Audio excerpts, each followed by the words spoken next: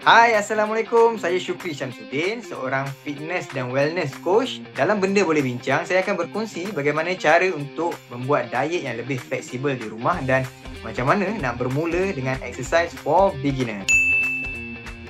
So, benda yang paling utama, you kena ada plan.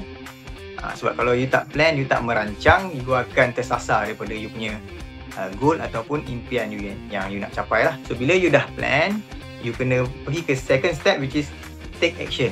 So you start melakukan so that barulah you dapat hasil. Orang buat macam-macam jenis diet di Malaysia ni kan. So antara yang famous, ada orang buat intermittent fasting, IF, ada orang buat keto diet, Atkins diet, paleo diet. So macam-macam jenis. You cari diet yang lebih fleksibel, yang mudah you nak buat, dan try konsisten dan fokus buat sampai jadi.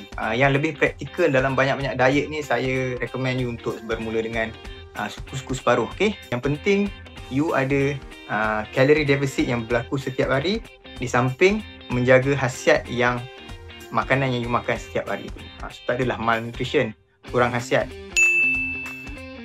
Antaranya you boleh start dengan compound training. Compound training ni dia menggunakan semua body part lah. Okay, so saya akan bermula daripada atas. So exercise yang pertama, you boleh fokus kepada bahagian atas di bahagian dada untuk kuatkan bahagian dada dan juga dengan yang menggelibir. Okay, so you boleh start dengan push up. Alright, so ikut kemampuan.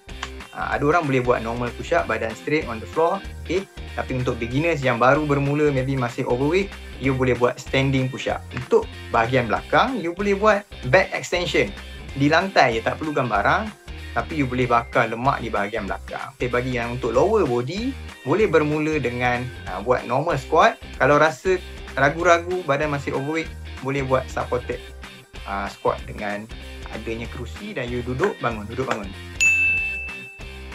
Makronutrien ni adalah makanan yang kita perlu ambil lebih, okay, untuk keperluan badan harian kita. Contoh dia, macam kita tahu dalam suku-suku separuh, ada carbs, ada protein, ada fiber ataupun good fat. So ini dalam kategori makro yang perlu diambil banyak. Tapi mikro ni apa pula? Mikro ni kita perlukan juga dalam diet harian, tapi tak perlu ambil banyak sangat. Contohnya macam vitamin dan juga minerals. Okay? So yang tu dia ada dia punya limit, dia tak perlu ambil berlebihan, sebab kalau ambil berlebihan pun dia tak membantu pun. Sekarang ramai orang guna macam-macam apps. Antara apps yang agak famous macam Fitness Pal. Boleh, okay?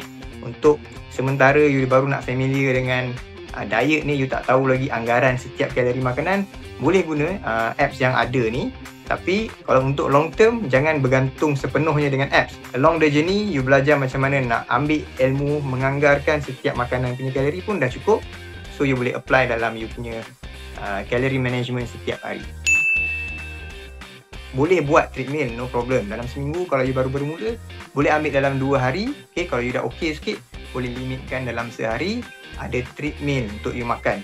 Treadmill bukan treat day. Treat day the whole day you makan, daripada pagi you memang makan tunggang terbalik sampai ke malam. Tapi pilihlah 1 ke 2 time untuk you makan treadmill. So timing makan sangat penting, sebab kalau you tak ikut timing yang betul, you dah langgar hukum badan. Dari pagi you tak jaga timing makan dan tak makan dengan sihat, InsyaAllah coach jamin you ada possibility juga untuk makan yang bukan-bukan untuk lunch dan sampai ke dinner. So ikut timing yang disarankan. First, macam saya cakap tadi, you kena ikut step yang betul. Okay? Cari satu sumber yang you fokus dengan satu sumber tu dan you buat sampai jadi. Dan yang kedua, bermula dengan step yang betul. Okay? So clearkan you punya dapur tu. You punya dapur, because kita di rumah, you punya peti ais tu you kena betul-betul make sure dah tak ada lah stok-stok makanan yang kurang sihat. Okay? Sebab apa-apa pun dia akan bermula di dapur. So untuk exercise pula, jangan set something yang tak realistik. Okay? Set goal yang lebih realistik, so that you rasa benda tu achievable, boleh dicapai, dan benda tu tidak memberi stres kepada you untuk sampai that level. So jangan stres dengan apa yang you buat di rumah. Okay? Bila you nak bermula dengan jenis sihat ni, you kena ingat satu, dia kena ada elemen fun. Diet ni sebenarnya enjoy, tapi kita kena ada knowledge nak memilih jenis-jenis makanan yang boleh buat kita rasa lebih seronok lah nak buat benda ni. Okey, so nak diet dan exercise di rumah ni jangan stres-stres. Yang penting you istiqomah melakukan supaya you akan dapat juga sampai ke punya matlamat akhir. Benda boleh bincang kan?